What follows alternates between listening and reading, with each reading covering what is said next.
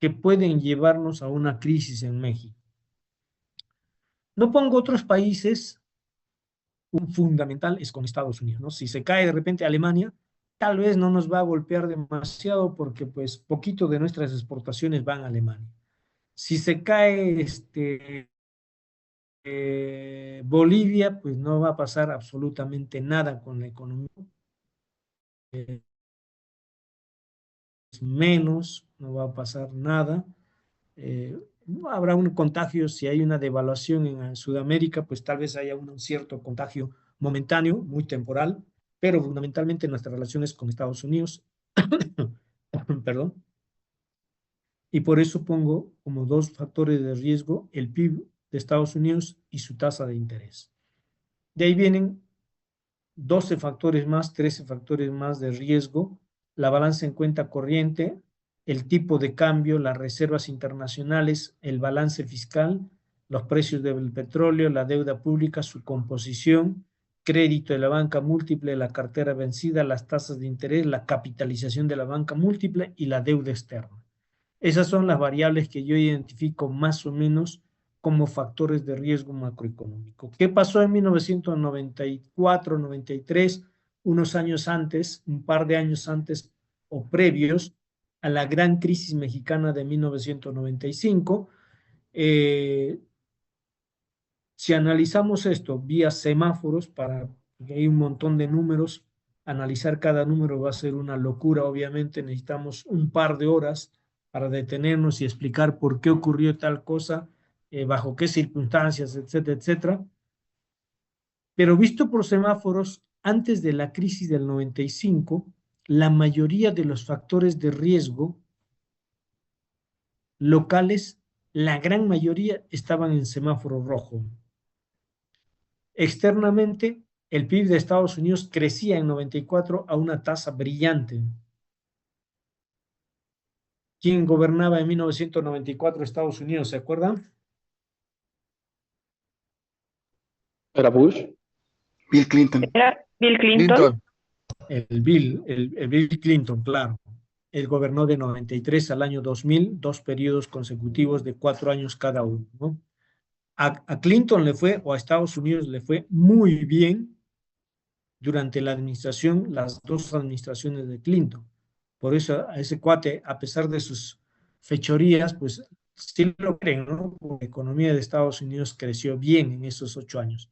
En 94 crecía al 4%, es una tasa extraordinaria. Obviamente eso a nosotros nos jalaba y nosotros crecíamos en el 94, el último año de Charlie Sa, de Carlos Salinas, Charlie Sa para los amigos, 4.4%. Y teníamos una inflación del 7.1%, después de muchos años en los años 80 de tener altas inflaciones, por ahí ya lo vimos, habíamos vuelto al dígito inflacionario en esos años.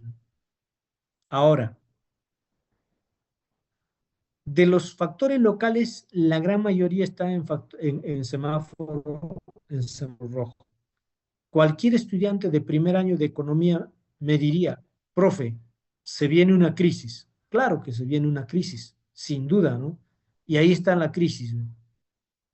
Nuestra economía se cayó 5.9 en el PIB y la inflación se disparó de 7.1 a 52% al fin del periodo, es decir, al cierre del 95.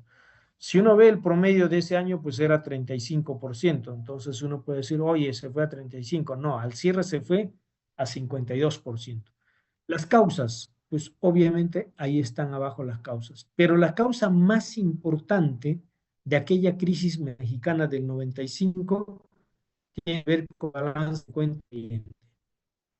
En el 94 teníamos un déficit de 5.4% del PIB. Pregunta, ¿qué es la balanza en cuenta corriente, jóvenes? ¿Cómo se define la balanza en cuenta corriente? Rápidamente, por favor.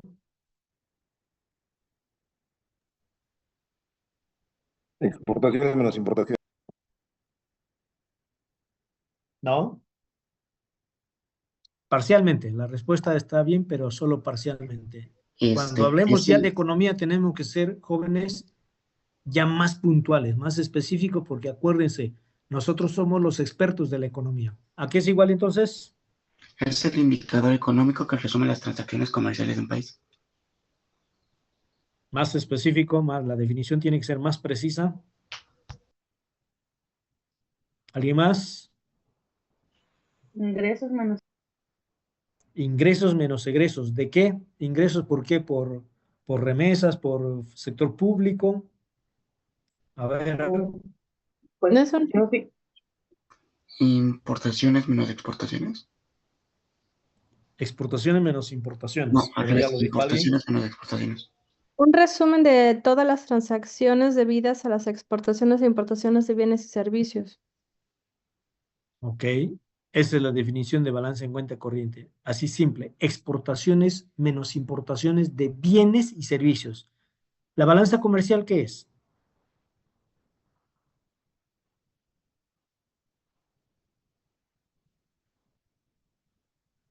Señores, no se me vayan. ¿Qué es la balanza comercial? Esas sí son exportaciones menos importaciones. Pues estás hablando de lo mismo, Es, compañero. es un Son indicador que importaciones. mide A ver. la relación entre exportaciones e importaciones de un país, pero en un determinado periodo. Sí, bueno, puede ser un mes, puede ser 3 meses, puede ser un año, claro que sí. Bien, jóvenes. La balanza comercial es X menos M de bienes, exportación de bienes menos importación de bienes.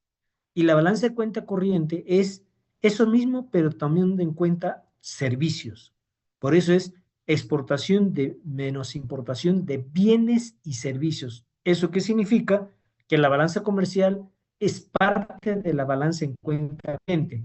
La balanza en cuenta corriente es esa gran relación, ese gran diferencial entre todo lo que significa comercio exterior entre México y el resto del mundo, entre nuestro país y el resto del mundo, de bienes y servicios.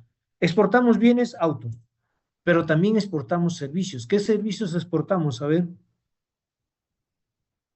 algunos, por ahí un par aunque sea. ¿Qué servicios ¿Servicios turísticos? exportamos? ¿Cuál? ¿Servicios turísticos? Servicios turísticos, claro, claro. Los gringos vienen a México, el resto del mundo vienen a México, traen sus dólares, entran divisas. ¿Sale? Entonces, exportar, todo lo que es exportación significa entrada de divisas, sea de bienes o servicios. ¿Qué más exportamos? Exportamos mano de obra, las remesas que envían los mexicanos que están fuera del país a México, a sus familias.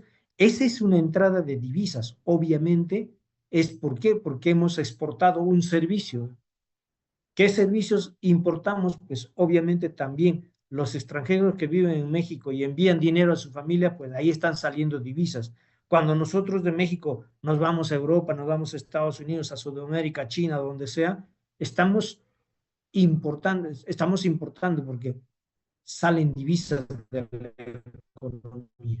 ¿Sale? También Y así ¿no? sucesivamente. Exportamos servicios financieros. De hecho, México es especialista en crisis. Claro, exportamos servicios financieros porque también tenemos que pagar servicios de la deuda externa. También nos pagan por deuda externa. Remitimos utilidades, también entran utilidades porque cuando Televisa vende una telenovela a Rusia, están entrando divisas a México. ¿De acuerdo? O sea, hay muchos servicios que exportamos e importamos nosotros, ¿no? En la mayoría somos muy deficitarios en esos servicios, ¿no? Somos muy superavitarios en tema de remesas, por ejemplo, ¿no? 65.000 millones de dólares al año entran por remesas y salen poquitas, ¿no? Entonces, en el neto somos altamente superavitarios, pero somos muy deficitarios, por ejemplo, en turismo somos superavitarios, somos muy deficitarios en servicios de la deuda externa, por ejemplo, somos muy deficitarios, en tema de remisión de utilidades somos muy deficitarios, etcétera, etcétera. ¿Sale? Pero bueno, esta variable de cuenta corriente fue la culpable de la crisis porque con Salinas permitimos que esto fuera desde 1%, menos 1%, hasta 5.4%. Las recomendaciones internacionales indican que este déficit no debe pasar del 3%. Y teníamos un tipo de cambio sobrevaluado, obsérvenme. En el 93 y 94 estábamos con niveles de 24, 25% de sobrevaluación del tipo de cambio. ¿Qué significa la sobrevaluación? Lo vamos a ver cuando veamos las cosas técnicas. Significa que el tipo de cambio ha perdido competitividad, es decir, que en vez de pagar, por ejemplo, hoy cuánto pagamos por el tipo de cambio, por el dólar, 20 pesos. Si estuviera sobrevaluado en 20% o 25%, significa que estaríamos pagando tal vez 15 pesos por dólar. Sería demasiado barato el dólar, y cuando el dólar es demasiado barato, ¿qué pasa, jóvenes? Importamos un montón de cosas porque es baratísimo importar, ¿cierto o no? Y exportamos menos porque a las empresas no les conviene exportar, porque por cada dólar que trae, obviamente estamos dando poquitos pesos, porque al final del día, todos los exportadores van a especificar sus pesos, sus dólares, porque operan en México en pesos, no en dólares, ¿sale? Y entonces esta fue la causa más importante de la crisis de aquel 1995 de México. Y esa pues fue obviamente una crisis de grandes dimensiones. Hay analistas o hay gente que le echa la culpa de todo a los gringos. Jamás le tendríamos que echar la culpa a los gringos. ¿Por qué? Porque esa economía crecía 4% en ese año 94. Es más, nosotros lo perjudicamos porque ellos también dependen un poco de nosotros. Nosotros dependemos muchísimo más de ellos que ellos de nosotros. De crecer 4%, tuvieron que bajar a 2,7 y luego reanimarse otra vez en el 96 a 3,8. ¿De acuerdo? Entonces, los dos variables que golpearon rudamente a México fueron estas dos, la balanza en cuenta corriente y el tipo de cambio. Y la balanza en cuenta corriente ya ha sido en el pasado, en la historia económica del país, causa de 2 o 3 crisis económicas en México. ¿Sale? También las reservas internacionales, no me va a dar tiempo de terminar esto, pero yo creo que la próxima semana nos tomamos unos 15 minutos para analizar este cuadro. Es muy importante que lo conozcamos porque acá está parte de la historia económica del país de los 90 para acá por lo menos, ¿no? Las reservas internacionales también fueron una variable factor, un factor porque de tener un equivalente a 4,6% del PIB en el 93, en el 94 nos quedamos con poquitas reservas. Teníamos en el 93 como un poco más de 29,000, casi 30,000 millones de dólares, me acuerdo, y terminamos como con 4,000 millones de dólares de reservas internacionales. Para una economía como México, del tamaño de México, 4,000 millones de dólares es como si tuviera yo 10 pesos en el bolsillo. ¿Qué hago en la calle con 10 pesos? Pues creo que me alcanza para un chicle nada más, ¿no? Entonces, estas también, entre otras variables. El déficit fiscal no era un problema, los precios del petróleo también estaban bajos y habían otros problemas, por ejemplo, la deuda pública. Si bien estaba en semáforo ámbar, en poder de extranjeros o de residentes o de no residentes, perdón, estaban el 64% de nuestra deuda pública estaba en poder de residentes. Y entonces cuando ocurrieron los problemas sociopolíticos en México, pregunta, y con esto termino para no invadir ya el espacio del otro profesor, ¿cuáles fueron los problemas sociopolíticos que ocurrieron en México en 1994? ¿Quién se acuerda? Por las lecturas, obviamente. Ustedes estaban El súper levantamiento jóvenes. del ZLN. El asesinato de del Colosio. 94. Una 23 de coyuntura marzo. política.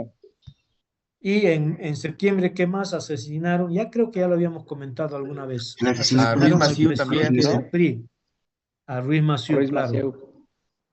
Y entonces, Aún eso que implicó que los capitalistas extranjeros se espantaron y empezaron a sacar sus capitales, y como teníamos 64% de la deuda pública de los valores gubernamentales en poder de no residentes, obviamente eso hizo que el tipo de cambio se viera presionado. Con Salinas, el tipo de cambio no era un tipo de cambio libre al 100%, estaba en un régimen de bandas, había un techo y había un piso. Cuando el tipo de cambio del mercado, sí había mercado obviamente, presionaba al techo y se superaba el techo de la banda establecida, en ese momento el Banco de México entraba al rescate del peso mexicano y vendía dólares para evitar que el tipo de cambio se fuera por encima del techo. Y así estuvimos todo el año 94. Por eso es que nos acabamos las reservas internacionales a lo largo de ese año por los temas de la sociopolítica.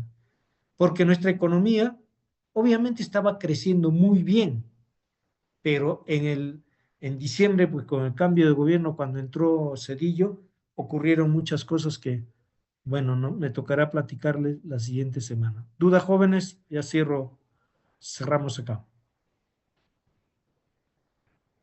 No, profesor, gracias. Ok, sale, nos vemos el próximo sábado, jóvenes. Gracias. Hasta Gracias, luego. bonito fin. Claro. Gracias, profesor. Hasta Gracias, luego. profesor. Buen día. Nos vemos, Buen día a saludos, todos. adiós.